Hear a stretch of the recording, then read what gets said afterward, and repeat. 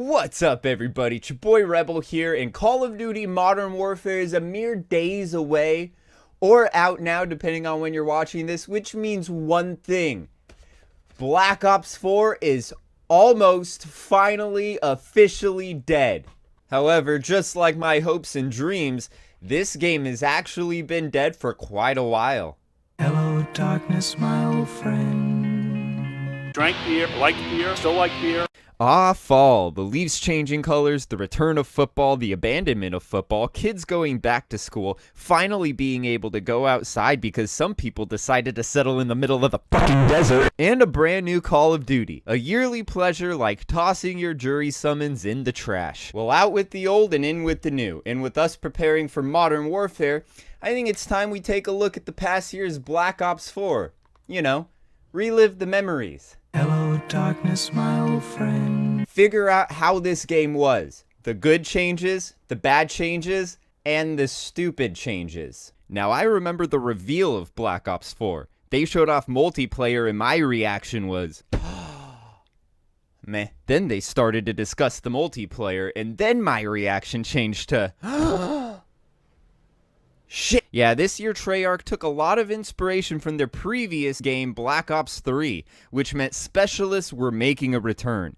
But unlike Black Ops 3, this game was to feature two specialist abilities, which resulted in super cheesy, hectic gameplay, which in turn resulted in... They also announced a change to the health and a change to the healing, which had people talking until they revealed a Battle Royale mode coming to Black Ops.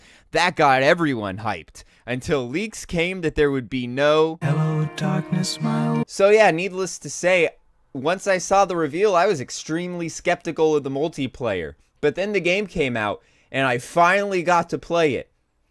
And all of my fears were instantly affirmed. So even though it was a base Call of Duty, and advanced movement, la-di-da, jetpacking was a thing of the past, this game still managed to change a lot. One of the most notable changes was to health and time to kill. Health got an increase from the standard 100 to 150, a change they said was to be able to more finely tune weapon damage, which in theory could work. However, while health got a boost of exactly 50%, very few weapons saw an increase of that percentage, and a few, like the SMGs, getting almost no damage increase whatsoever. So a general increase to the TTK, or time to kill, which didn't feel bad. However, there was one weapon class that was basically unscathed by the increase to health and time to kill. Yeah, in a game where rifles saw a 1 to 2 shot increase per kill and SMGs saw a 2 to 5 shot increase per kill, and snipers basically could still one-shot most enemies most of the time, which is extremely unfair considering the rather fast ADS speed of the snipers and the little exploit where you could quick scope while swiping the reticle across the screen and usually would result in a kill.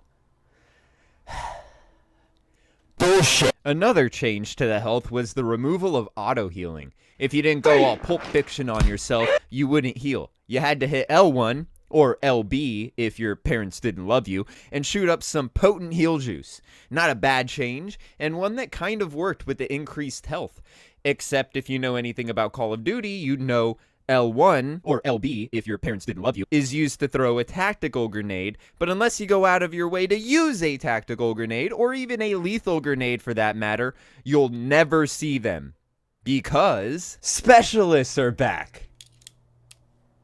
Yes, specialists from Black Ops 3 have made an unwanted return. However, unlike Black Ops 3 and picking one specialist thing, this game gives you a thing and a different thing. So similar to Black Ops 3, if you hit L1 and R1 at the same time after a meter fills up, you get a blast a grenade launcher, but with R1 you can frequently throw a grenade with smaller grenades that pop out of the larger grenade like a fucking Matryoshka doll. Or if you use the shield dude, you get a shield with L1 and R1 and razor wire with just R1. And with healing being L1, that means unless you go out of your way to pick a all but guaranteed weaker standard grenade, you'll never use them. Not to mention that the specialist crap is just one-hit nonsense that's given to bad players for sitting in the back of the map and being a hindrance to society.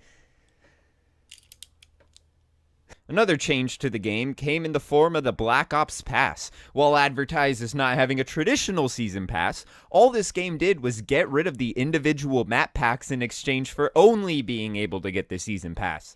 And while that seems like a good idea, not separating the community into separate groups by who had which DLC, it blew up in everyone's face because the game's DLC maps were either awful new maps or decent old maps. And with no way to turn off DLC, you could only play with other people that had the Black Ops Pass, no matter what.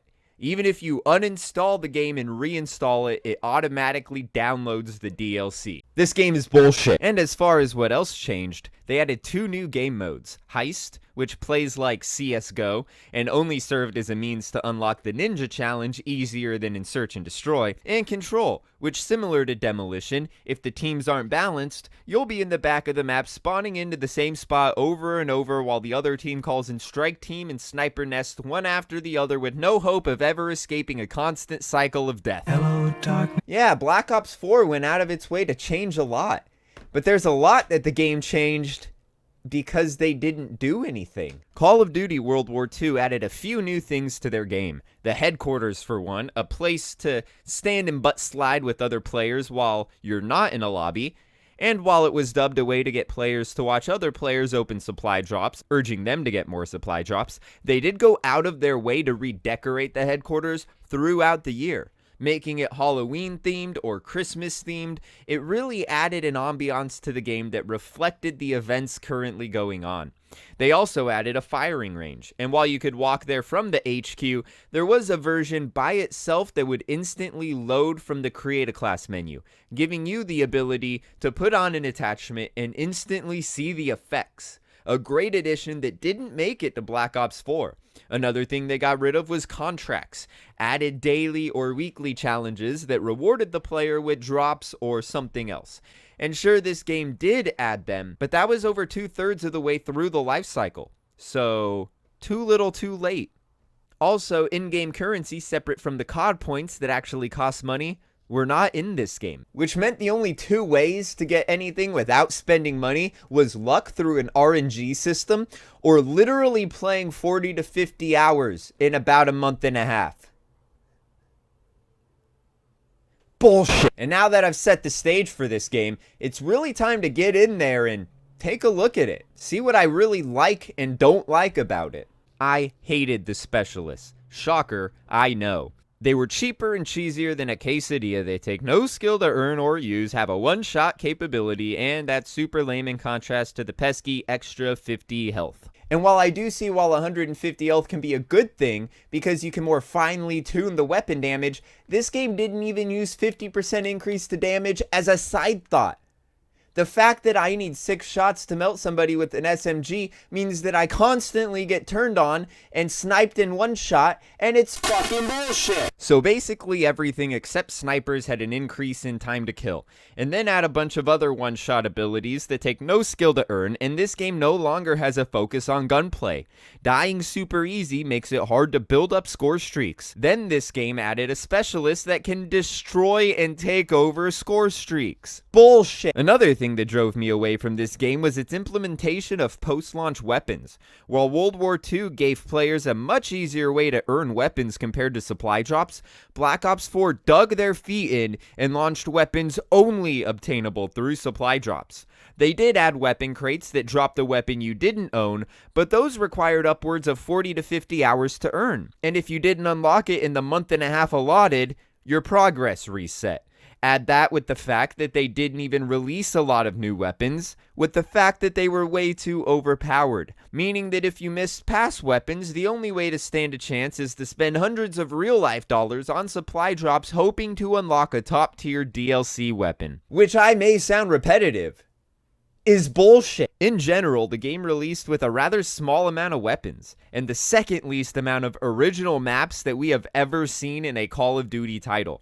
And not only was there a clear lack of content at launch, there was a clear lack of post-launch content as well. I mean, sure, they found a way to add a bunch of useless fluff to the supply drops, but all that was was bullshit. And lastly, the way DLC maps were released.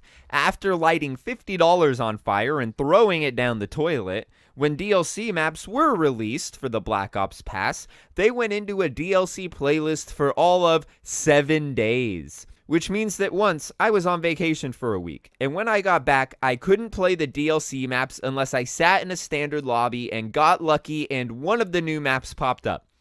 Not to mention they added ambiance changes to maps and didn't take the original out of rotation, meaning the chance that you'll play on the map you just paid for just jumped off a cliff. Like this game makes me want to do. Well, that's what I didn't like about the game. But I did play it for over half the year. And while I did have to stop playing before the new one came out, what was there that I liked about the game? As for what the game changed that I like, I do enjoy the visual health bar in the bottom of the map. After playing the Modern Warfare beta and World War II again, you may know that you got shot, but you aren't going to be looking up into the corner to see a spot of red to know that you're not at 100% health. This may be the only change Black Ops 4 did make that I want to see brought back in any future title. As for why I kept playing the game, it was the grind. The grind for unlocking gold camo on every weapon in the game is one of my favorite things about the Call of Duty franchise. And while the weapon balancing in this game was terrible, that grind is so enjoyable to me that it did keep me playing the game. And once I got that, it was on to 100% MP Challenger. And thanks to Ninja being doable in Heist, it was actually obtainable for me. And knowing I could unlock it, that did keep me playing the game even longer. Then they added Bare Bones, a mode that removed all of the specialist abilities. A mode that had me asking, what fucking took so long? Yes, they added a mode that removed specialists from the mix, a good change that came way too late in the game's life cycle, showing that Treyarch didn't really care about what the community wanted. And while I did enjoy Bare Bones more compared to Standard, that game mode ended up being plagued by the game's bad design as well, mainly the increased time to kill. Remember how I said specialists were just one-hit cheese? Well, so are snipers. And where as much as maybe 5% of people use snipers in standard modes, about 75% of people use them in Bare Bones. Meaning no matter what you do, you can't escape being one shot while your SMG takes 6 to 9 shots to kill. Nevertheless though, I kept playing Bare Bones just hoping that I'd find that lobby with only 2 to 3 snipers on the enemy team and not 5 to 6 snipers on the enemy team.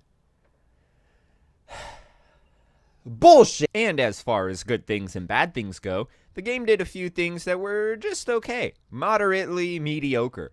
Gunplay was pretty up to par with the other Call of Duty titles. Hit detection had some issues, but overall was pretty standard. The maps were pretty standard as well. Nothing great, nothing making a best maps ever list, but nothing terrible. They all flowed pretty well and were pretty aesthetically pleasing, but a lot of remakes, and a few of the maps that just weren't good. But overall, pretty basic. And yeah, that pretty much covers multiplayer, which means it's time to move on to the campaign.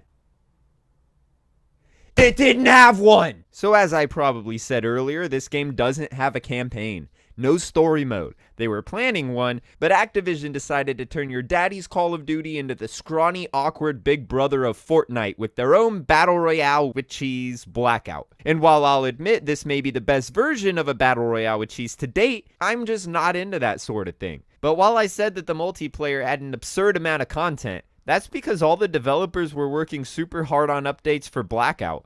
And while it might be a great mode and a great interpretation of Battle Royale, I wanted a multiplayer, and instead I got shafted. So overall, I had some fun with this game. I was more often annoyed than I was enjoying it, what with all the specialist one-hit cheese and the OP snipers. But I did, for the most part, enjoy the grind. But that's mainly because of the base meta of Call of Duty. I mean, I kept playing World War II until Black Ops 4 came out. But Black Ops 4 was so bad that I've recently gone back to World War II.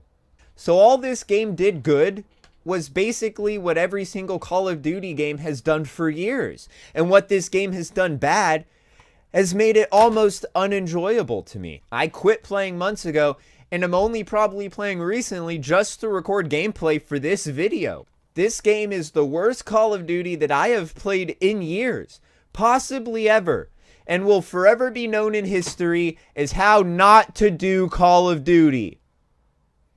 bullshit. And that's gonna wrap this one up. Thanks for watching. Drop a like, subscribe. If you really did enjoy this video, please share it so more people see it. YouTube sure as hell won't be recommending it. Thanks again for watching, and until next time. Peace.